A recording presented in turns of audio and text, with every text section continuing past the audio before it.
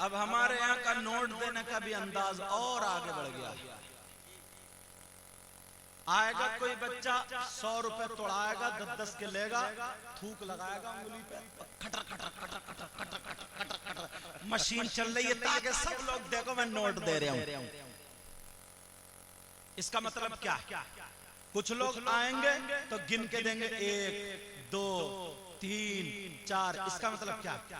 या तो मेरा कर्जा आ रहा तो तुम गिन के दे रहे हो, कर्जा तो आ नहीं रहा। फिर तो तुम दिखा के दे रहे हो, ओ लोगों देखो मैंने ये दिया ये दिया। तो दिखावे का नोट क्या? अगर नमाज पढ़ोगे तो वो भी मुंह पे मार दी जाएगी। देना भी सुन्नत है और लेना भी सुन्नत है, मगर तरीका गलत। समझ में आ रही है? देना भी, अगर कोई नात पढ़ रहा, अच्छा शेर लग रहा या कोई तकरीर कर रहा, अच्छी बात लग रही, आए इत्मीनान से ताकि उसे भी डिस्टर्ब ना हो और सुनने वालों का भी जहन ना बटे, सुनने वालों का भी ध्यान ना बटे, आए और चुपके से रख के चला जाए। समझ में आ रही है बात? हाँ। अब आगे चलो, बात ये चल रही थी, ये मत सोचना मैं मसला नहीं बताऊं और तुम्हारे नोट देने से खुश होकर चला जाऊंगा। मुझे खुशी उस वक्त होगी जब हम और आप दोनों अमल करने लगे इंशाअल्लाह, उस वक्त खुशी होगी। सुनो, अल्लाहु समद, अल्लाह ने इंसान बनाया। अल्लाह खुद फरमाता लक़द खलक़नल इंसान फी अहसनि तक़वीम। मेरी तरफ देखो बेटा, मेरी तरफ। अल्लाह ने खुद फरमाया लक़द खलक़नल इंसान फी अहसनि तक़वीम। हमने इंसान को अच्छी भली सूरत में पैदा फरमाया। ओ इंसान जरा सोच, इंसान वो होता है जिसके अंदर इंसानियत हो। अगर जिसके अंदर इंसानियत ना हो तो वो इंसान कहां से होगा? तलवार की धार पे चल के ये बात कह के जा रहा हूं, बड़े बड़े उलमा यहाँ पर बैठे सुने, आप लोग सुने। मेरे नबी 12 रबीउल अव्वल 20 अप्रैल सन 571 पीर के दिन सुबह सादिक के वक्त पैदा हुए। मेरे नबी जब पैदा हुए उस वक्त भी नबी थे, बल्कि हजरत आदम आबुगिल की मंजिलें तय फरमा रहे थे। उस वक्त भी मेरे नबी का नूर था। लेकिन सुनो प्यारे, तो फिर नबी ने 40 साल के बाद नबुव्वत का ऐलान क्यों फरमाया? 30 साल की उम्र में क्यों नहीं किया? 20 साल की उम्र में क्यों नहीं किया? 10 साल की उम्र में क्यों नहीं किया? नबी ने ये ऐलान क्यों नहीं कहा? लोग खुदा एक है, मैं मोहम्मद उसका रसूल हूं। ऐ लोगो ये हलाल है ये हराम है, खुदा एक है। तुम इन पुतों की पूजा करना छोड़ो। नबी ने नबुव्वत का ऐलान 40 साल की उम्र में क्यों फरमाया? वजह यही थी, प्यारे प्यारे महबूब, अल्लाह ने अपने महबूब को भेजा। प्यारे पहले जा करके दुनिया में मक्के के उन दरिंदा लोगों को जा करके 40 साल तक इंसानियत का पाठ पढ़ा दे। बेशक बेशक, सुभान अल्लाह, इंसानियत का पाठ पढ़ा दे। नबी की जिंदगी भी, नबी की सीरत, असल सीरत वही है। लेकिन सुनो, आज जरा सोचो अपने अंदर इंसानियत कितनी गिर चुकी है, इंसानियत कितनी गिर चुकी है। जरा सोच मुसलमान, सोच। इधर मेरी बहनें बैठी हैं, इधर भाई बैठे हैं। मैं पूछना चाहता हूँ, ये तो दीनी कामों में भी, ये तो अब मुसलमान दीनी कामों में भी टांग अड़ाने लगा, दीनी कामों में भी गड़बड़ करने लगा। कैसे? जरा सोचो। अल्लाह ने हमें अपने पर गुज़ीदा बंदे अता फरमाए, अल्लाह ने वली अता फरमाए, अल्लाह ने अपने दोस्त अता फरमाए, अल्लाह ने नेक बंदे अता फरमाए। फरमाए जब तक दुनिया में रहे लोग इनके फयूज और बरक़ात से माला माल रहे, दुनिया से पर्दा कर जाए तो इनके तसर्रुफात और बढ़ जाते हैं। फिर मजार शरीफ बना दिया जाता है, मजार पे जाओ, जाकर के अपने दिल के हालात बयान कर दो, अपने दिल की कह दो तो आंसू निकाल लो, इत्मीनान से जाकर के कुरान की तिलावत कर लो और जा अपनी बिगड़ी बना लो। मगर कहां कहां कहां कहां जरा सोचो, आज इतने हालात खराब है, जरा सीने पे हाथ रख के बताओ कौन सा मजार ऐसा है जहां पर तुम इत्मीनान से खाली सूरह फातिहा पढ़ सको।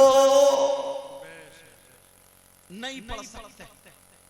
कोई इधर चीख रही है, कोई उधर चिल्ला रही है, कोई इधर कपड़े फाड़े पड़ी है, कोई इधर लटकी पड़ी है, एक मेला लगा पड़ा, हुआ मची पड़ी है। और वो लोग जो अपने आप को दीनदार समझ रहे हैं, उर्स के नाम से कमेटी बन गई, किसी भी उर्स के नाम से कमेटी बना दी गई है और कमेटी बनाने के बाद 2-2 लाख रुपए जमा कर लिए, 3-3 लाख रुपए जमा कर लिए। अब उर्स कराया जा रहा उर्स, लेकिन उर्स में किसी आलिम से मशवरा नहीं लिया जा रहा है, इलाके के मुफ्ती से मशवरा नहीं लिया जा रहा है, बल्कि उस मजार का सज्जादा अब उर्स कमेटी का वो सदर सबसे बड़ा गुंडा बनाया जाता है। जो पहले डकैत था अब उसे सदर बनाया जाता है, जो पहले दाढ़ी मुंडाता था अब भी दाढ़ी मुंडाता है, उसको सदर बनाया जाता है, उस उर्स का वो सदर बनाया जाता है। अब वो किसी इमाम से मशवरा नहीं ले सकता, अब वो किसी आलिम से मशवरा नहीं ले सकता। अगर वो आलिम होता तो कुरान के मुताबिक काम होता, हदीस के मुताबिक काम होता। वो तो गुंडा था, वो तो शराबी था, वो तो ज्वारी था, वो तो कबाबी था, वो तो मुच्छड़ था। अब उसे क्या पता, उसे लोगों ने मशवरा दिया अगर तुम्हें भीड़ इकट्ठी करनी है तो शेख चिल्ली को बुला लो, अगर तुम्हें भीड़ इकट्ठी करनी है और रस भारी करना है तो सपना चौधरी को बुला लो, अगर तुम्हें उर्स भारी करना है लेडीज कव्वाल को बुला लो, अगर तुम्हें उर्स भारी करना है तो मुकाबला करा दो। अब ये गुंडा मुच्छड़ मुकाबला करा रहा है। अल्लाह वाले के मजार पे गुंडागर्दी शुरू हो गई है। अल्लाह वाले के मजार पे जहां पर दुनिया का डॉक्टर फेल, जहां पर हकीम फेल, जहां पर दवा काम ना करे, जहां पर हकीम की हिकमत काम ना करे, अल्लाह वाले के दर की चौखट की खाक काम कर जाती थी। कैंसर ठीक होता था, बे औलाद वाला औलाद वाला होता था, बगैर शादीशुदा होता था, जिसका कारोबार ना हो उसका कारोबार होता था। वलियों की ये शान थी, अगर चोर जाता था तो वली होता था, डकैत जाता था तो कुतुब होता था, अगर बीमार जाता था तो पहलवान होता था। लेकिन आज गुंडागर्दी शुरू कर दी है, मेले ठेले उर्सों में लगाना शुरू कर दिए हैं। इधर सर्कस चल रहा है, उधर झूला चल रहा है, उधर मौत का कुआं चल रहा है, इधर बिसात खाने की दुकानें लगा दी गई है, क्रीम पाउडर की दुकानें लगा दी गई है, चूड़ी कपड़ों की दुकानें लगा दी गई है। मैं तुमसे पूछना चाहता हूँ, क्रीम पाउडर खरीदने के लिए क्या लड़के आएंगे? चूड़ी खरीदने के लिए क्या लड़के आएंगे? नहीं, तुम्हारी हमारी बहन बेटियां आएंगी। आज देखो उर्सों में इतने लड़के मजार पे फाता पढ़ते हुए नहीं मिलेंगे जितने बिसात खाने की दुकान में मिलेंगे। तेरी मेरी बहन बेटियों के कोनी मारते हुए मिलेंगे, तेरी मेरी बहन बेटियों को तकते हुए मिलेंगे, तेरी मेरी बहन बेटियों पे गलत नजर रखते हुए मिलेंगे। और नौजवान, तेरी जिंदगी पे लानत है। वो नौजवान जो दूसरे की बहन बेटी को तकता है, वो नौजवान जो दूसरे की बहन बेटी पे गलत नजर रखता है, कान खोल के सुन ले, तुझे इसलिए पैदा नहीं किया गया था।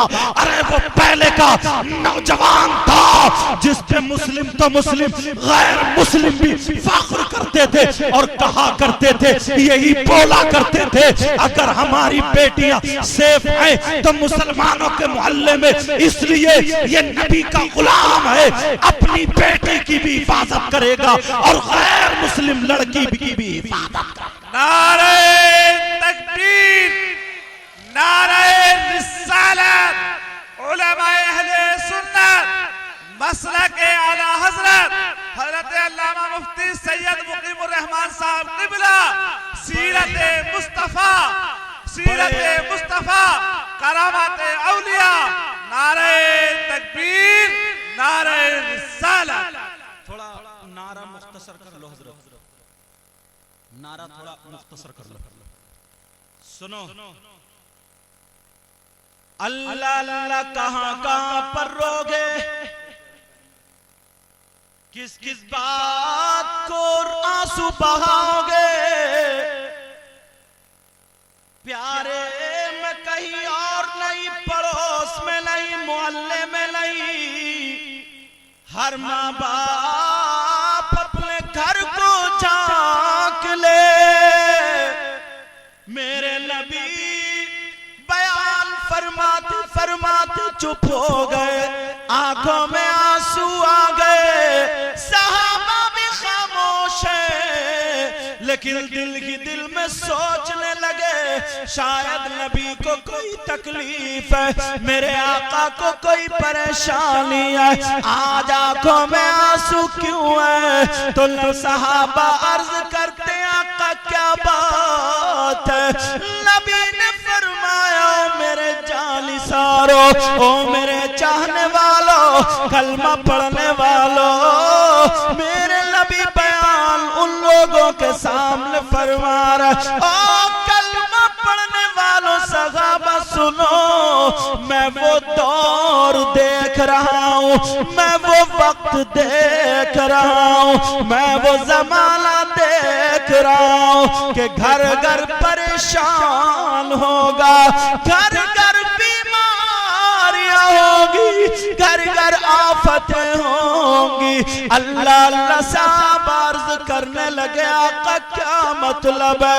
मेरे नबी ने फरमाया, एक दौर वो आएगा, एक वक्त वो आएगा जब जमीन अनाज से ज्यादा बीमारियां पैदा करेगी और आसमान पानी से ज्यादा आफतें बरसाएगा। सहाबा करने लगे, आका फिर तो दाने दाने पे बीमारी, कतरे कतरे पे आफत होगी। नबी ने फरमाया, सहाबा करते आका वो दौर कौन सा होगा, वो वक्त कौन सा होगा, वो जमाना कौन सा होगा?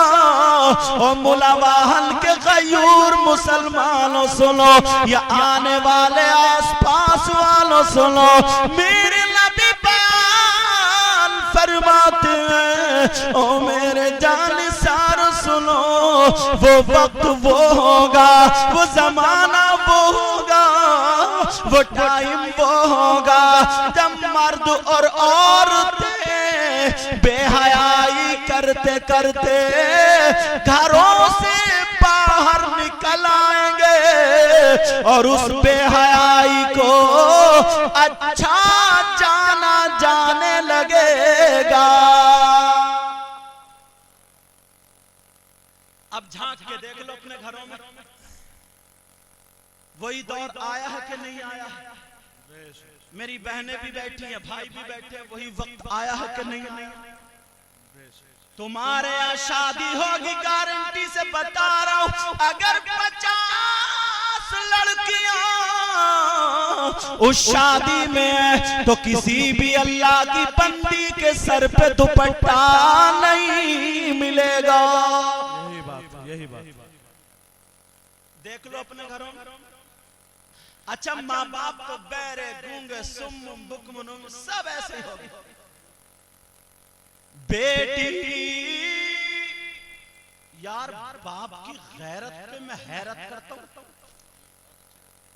बेटी बाहें दिखा रही है या तकास्तील का पहने, बाप के चेहरे पे जर्रा भी शिकन नहीं, माँ भी कुछ नहीं कह रही है, गला नीचे तक चिरा हुआ पहने फिर भी कुछ नहीं, आधी पीठ नंगी है फिर भी कुछ नहीं, कोई कुछ नहीं कह रहा, न माँ न बाप न चचा न ताऊ न मामू न खालू। अब तो ऐसा लगता कोई हक बात कहने वाला रहा ही नहीं। बेशक यही बात। अरे कोई टोकने वाला नहीं रहा। और हजरत माफ करना साहब बैठो, हमारे कारी उमर साहब, अल्लाह